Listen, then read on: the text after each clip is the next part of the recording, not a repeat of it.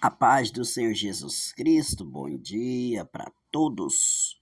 Mais um dia na série Interpretando a Bíblia de Gênesis e Apocalipse. Hoje vamos para a aula 37. Vamos dar continuidade no capítulo 8, versículo 16 e o capítulo de número 9. Vamos falar da terceira praga, a praga de piolho. Misericórdia. Vamos comigo, sem perca de tempo?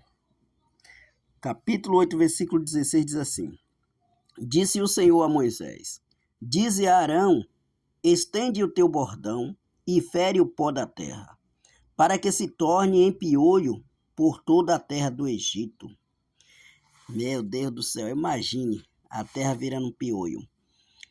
Capítulo 8, versículo 17 e 18. Fizeram assim. Arão estendeu a mão com o seu bordão, feriu o pó da terra, e houve muitos piolhos nos homens e nos gado. Todo o pó da terra se tornou em piolho por toda a terra do Egito. E fizeram os magos, olha só, entre os magos aqui, fizeram os magos o mesmo com suas ciências ocultas para produzirem piolho, porém não o puderam. E havia piolho nos homens e no gado. Veja só que os magos aqui tentaram fazer o mesmo e não conseguiram também. Eles não conseguiram repetir quando foi nas rãs, agora nos piolhos também não conseguiram. E as rãs é animais mortos, primeira praga. Produziram esse enxame de mosquito, agora a segunda e a terceira praga. Então as rãs poderiam comer os mosquitos piolho, né? Que na verdade esses piolhos naquele tempo era como se fosse mosquito. Vamos lá, o capítulo 8, versículo 19. Então disseram os magos a Faraó: isto é o dedo de Deus. Aí os magos reconheceram que era Deus. Porém o coração de Faraó se endureceu e não os ouviu como o Senhor tinha dito. Os magos percebem que Moisés e Arão não agem com mero truques de mágica. As coisas é maior. Então, eles percebem que agora é o dedo de Deus. Moisés e Arão é enviado de Deus, está fazendo as coisas de Deus. Então, um modo de vida egípcia, dos egípcios tocando na limpeza, no oculto. A limpeza era uma forma de adorar os deuses. A limpeza, eles eram muito limpos, vaidosos, usavam muitos brincos, muitas coisas, muitas fantasias. Quanto tempo duraram as pragas? Essa terceira praga, o tempo total não fala também. Mas vamos dar continuidade. Agora, capítulo 8, versículo de número 20. Vai ser a quarta praga, praga de mosca. Veja só, a praga de mosca. Disse o Senhor a Moisés: levanta-te pela manhã cedo e apresenta-te a Faraó. Eis que ele sairá às águas. E diz-lhe: assim diz o Senhor: deixa aí o meu povo para que sirva. Então, capítulo de número 8, versículo 21. Do contrário, se tu não deixares ir o meu povo, eis que eu enviarei enxame de mosca sobre ti e sobre os teus oficiais e sobre o teu povo e nas tuas casas. E as casas dos egípcios se encherão destes enxame e também a terra em que eles estiverem. Então a praga era para todo local, nada deles lá escapava. Então vamos ver o que Faraó fez. Naquele dia, versículo 22 e 23, naquele dia separarei a terra de Gesem, em que habita o meu povo, para que nela não haja enxame de mosca, e saiba que eu sou o Senhor no meio dessa terra. Farei distinção entre o meu povo e o teu povo. Amanhã se dará este sinal. Veja a grande diferença aqui entre um povo e outro povo. Os egípcios e os hebreus. Deus, todavia, cuida do seu povo. O povo os hebreus, o povo de Deus, eles estavam separados. Eles estavam nessa terra de Gesem, né, que foi um lugar que, quando construiu essa terra, era um lugar só para mais pessoas do campo. Não era para pessoas da cidade, era para criadores de gado, de ovelha. E foi a terra que foi dada pelo antigo faraó para José e para seu pai e a sua família, né, para Jacó, que é chamado aqui de Israel. Essa distinção vai mostrar a Faraó que não é mero acaso. Deus realmente está dirigindo esse juízo. Deus está punindo o povo do Egito e está beneficiando o povo de Deus. O povo do mundo, o mundão pode até prosperar, mas a benção final, a maior bênção, as bênçãos que não são terrenas é para o povo de Deus. O povo do mundo pode até prosperar terrenamente, mas futuramente as bênçãos celestiais só é para o povo de Deus. Vamos ver o capítulo de número 8, versículo 24 e 25. Assim fez o Senhor, e vieram grandes enxames de mosca, a casa de Faraó e as casas dos seus oficiais, e sobre toda a terra do Egito. E a terra ficou arruinada com estes enxames. Chamou Faraó a Moisés e Arão e disse: Ide, oferecei sacrifício ao vosso Deus nesta terra. Olha só, a astúcia de novo de Faraó.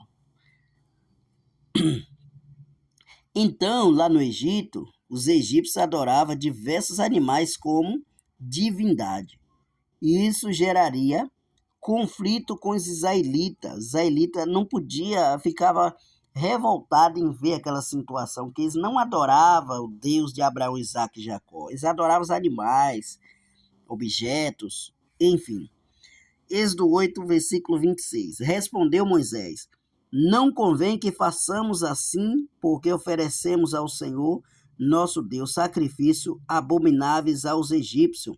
E eis que, se oferecemos tais sacrifícios perante os seus olhos, não nos apedrejaram eles. Então, Moisés disse que ele não ia oferecer sacrifício diante de Faraó, senão ele ia apedrejar eles. É uma pergunta que está fazendo para ele. Pessoas que têm sua fé ofendida podem ser violentas. Moisés certamente conhecia os egípcios. Se eles fossem adorar ao Deus de Israel, eles poderiam fazer algo pior. Eles iam se sentir inútil, né? Seria uma ofensa para os seus deuses que eles adoravam lá no Egito. Então vamos lá, o versículo 27 e 28. Temos de ir caminho de 3 dias ao deserto e oferecemos sacrifício ao Senhor, nosso Deus, como ele nos disse. Então disse Faraó: Deixar-vos-ei ir, para que ofereçais sacrifício ao Senhor vosso Deus no deserto, somente que saindo não vedes muito longe. Orai também por mim. Aqui Faraó, de novo, ele monta uma outra estratégia. Falou que o povo ir e não ficasse muito distante às vistas deles e orasse por ele. Faraó deseja manipular novamente. A ideia é que a distância não fosse tão grande. Por quê? Qualquer coisa ele alcançaria o povo. Versículo 29. Respondeu-lhe Moisés: Eis que saio da tua presença e orarei ao Senhor. Amanhã estes enxames de mosca se retirará de Faraó, dos seus oficiais e do seu povo. Somente que Faraó não mais me engane. Moisés falando, não deixando ir o povo para que ofereça sacrifício ao Senhor. Então Moisés acreditou em Faraó. Será que Moisés acreditou em Faraó? É possível que sim. Porém, Moisés sabia do coração duro de Faraó. Versículo 32. Mas ainda esta vez endureceu Faraó o coração e não deixou ir o povo. Moisés orou a Deus. As moscas foram embora, mas o coração duro de Faraó se revela a cada manipulação. Veja só, mais uma vez ele engana Moisés. Então, vamos estudar agora o capítulo de número 9. No capítulo de número 9, nós vamos agora para a próxima praga, a quinta praga. A quinta praga é peste nos animais.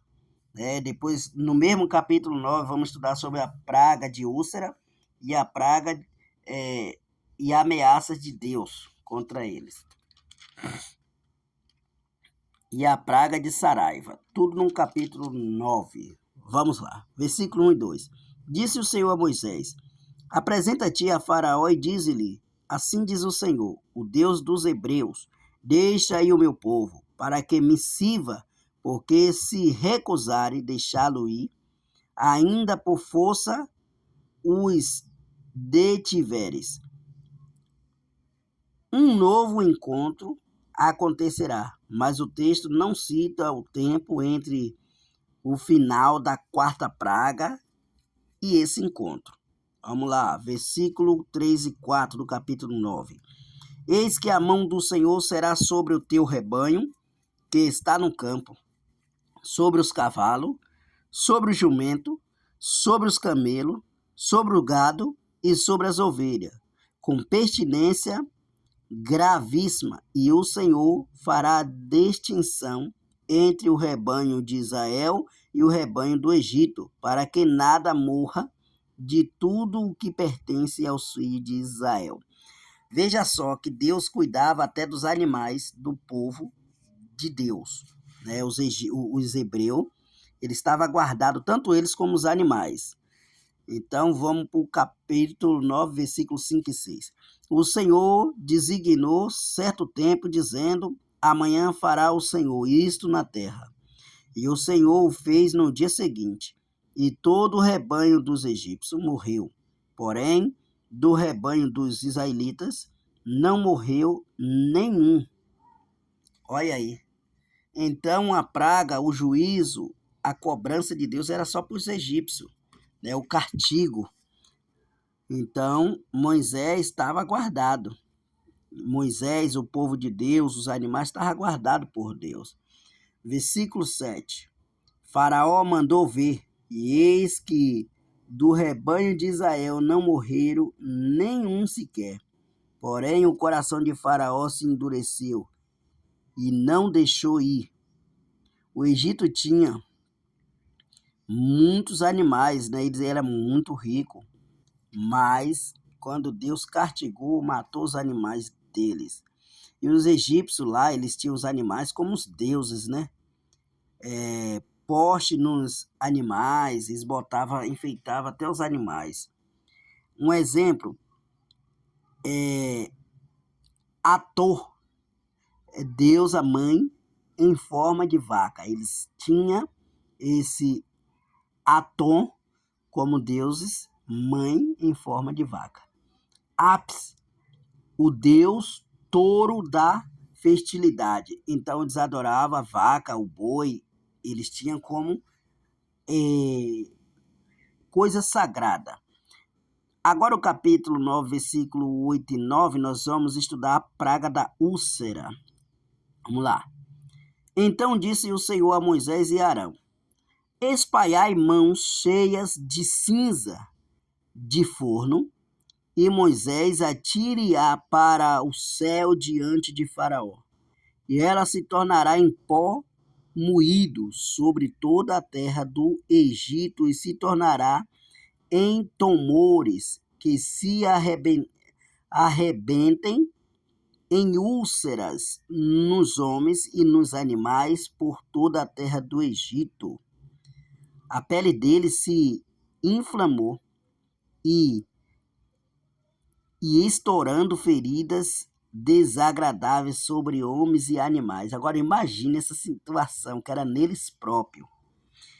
Então, capítulo 9, versículo 11 e 12.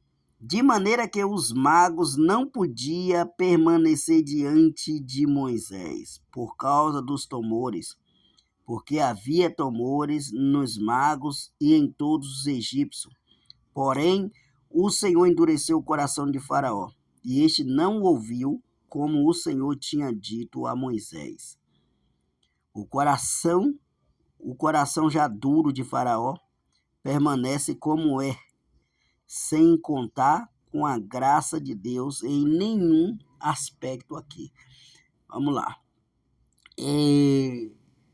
Aqui tem um outro tipo de Deus que eles também adoram.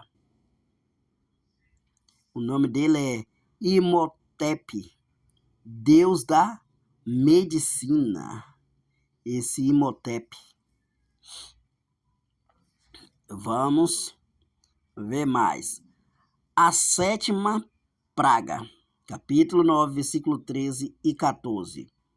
Vamos ver a sétima praga. Disse o Senhor a Moisés: levanta-te pela manhã cedo, apresenta-te a Faraó e diz-lhe: assim diz o Senhor, o Deus dos Hebreus: deixa aí o meu povo, para que me sirva, pois esta vez enviarei todas as minhas pragas sobre o teu coração, e sobre os teus oficiais, e sobre o teu povo, para que saiba que não há quem me seja semelhante em toda a terra. Olha agora que Deus fala sobre o teu coração. Faraó teve oportunidade de reconhecer o Senhor, mas não o fez. O juízo vem. Vamos ver. Vamos lá. Versículo 15 e 16.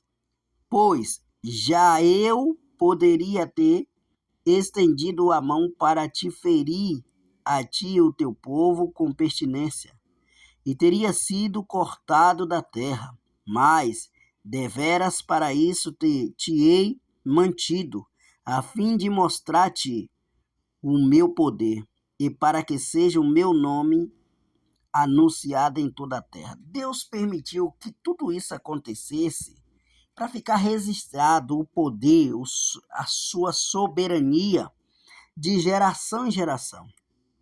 Porque Deus sabia, na sua onisciência, que até nos dias de hoje ia chegar o nosso conhecimento, a saber o tamanho, o poder e a grandeza de Deus, o que Deus ele é, o que ele é capaz, o que ele representa.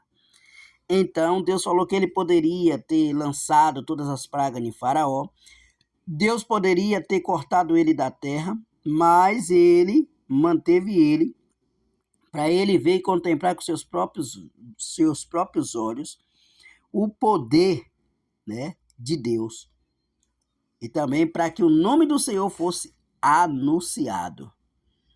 Então, a palavra cortada, a palavra lavada, a Faraó ressalta que o Senhor tem controle sobre toda a vida dele. Capítulo 9, versículo 17 e 18. Ainda levanta-te contra o meu povo, para não deixá-lo ir? Deus perguntando. Eis que amanhã, por esse tempo, farei cair muito grave chuva de pedra, como nunca houve no Egito, desde o dia em que foi fundado até hoje. Pedra, granizo, eles experimentariam uma destrutiva tempestade que nunca havia vivido. Olha só que eles vão enfrentar agora algo maior, chuva de pedra. Então, essa é a sétima praga. Agora, pois, manda colher o teu gado e tudo que tens no campo, todo homem e animal que se acharem no campo, não se recolhe a casa, em caindo sobre eles a chuva de pedra, morrerão. Quem dos oficiais de Faraó temia a palavra do Senhor, fez fugir o seu servo e o seu gado para as casas. Então, a oportunidade, Deus oferece possibilidade de crerem no seu poder. Alguns aproveitam que muitos não foram, né? Os oficiais e os seus servos, eles deixaram em casa, porque a chuva não ia ser nas casas, ia ser no campo, ia ser em lugares áridos, lugares abertos. Capítulo 9, versículo 21 e 22. Aquele, porém, que não se importava com a palavra do Senhor, deixou ficar no campo os seus servos e o seu gado. Então disse o Senhor a Moisés: estende a mão para o céu, e cairá chuva de pedra em toda a terra do Egito, sobre homens, sobre animais e sobre toda planta do campo na terra do Egito. Essa praga seria devastadora, pois traria, além da destruição, problema de abastecimento de alimentos. Versículo 23 e 24. E Moisés estendeu o seu bordão para o céu. O Senhor deu trovões e chuva de pedra, e fogo desceu sobre a terra. E fez o Senhor cair chuva de pedra sobre a terra do Egito, de maneira que havia chuva de pedra e fogo misturado com a chuva de pedra tão grave, qual nunca houve em toda a terra do Egito, desde que veio a ser uma nação. O negócio foi tremendo, hein? 25 e 26. Por toda a terra do Egito, a chuva de pedra feriu todo quanto havia no campo, tanto homens quanto animais. Feriu também a chuva de pedra todas as plantas do campo e quebrou todas as árvores do campo. Somente na terra de Gósen, onde estavam os filhos de Israel, não havia chuva de pedra. Você vê que o povo de Deus, os animais, estava guardado por Deus. Vamos lá, versículo 27 e 28. Vamos ver o que diz o 27 e o 28. Então Faraó mandou chamar Moisés e Arão e lhe disse: esta vez pequei, o Senhor é justo, porém eu e o meu povo somos ímpios. Orai ao Senhor, pois já bastam esses grandes trovão e a chuva de pedra, e eu vos deixarei ir, e não ficarei mais aqui. Olha Faraó mais uma vez com as astúcias. Vamos ver. Versículo 31 e 32. Vamos lá. O linho e a cevada foram feridas, pois a cevada já estava na espiga e o linho em flor. Porém, o trigo e o centeio não sofreram dano, porque ainda não havia nascido. Vamos finalizar aqui o capítulo de número 9. Tendo visto Faraó que cessaram a chuva, as pedras e os trovões, tornou a pecar e endureceu o coração, ele e os seus oficiais. E assim Faraó, de coração endurecido, não deixou ir os filhos de Israel, como o Senhor tinha dito a Moisés. Moisés leu a situação. Faraó era um manipulador e queria apenas uma forma de se ver livre dos caos. Então, aqui tem outros tipos de deus que eles adoravam, chamado Nut, deusa dos céus, Íris, deusa da vida, Sete, protetor dos plantios.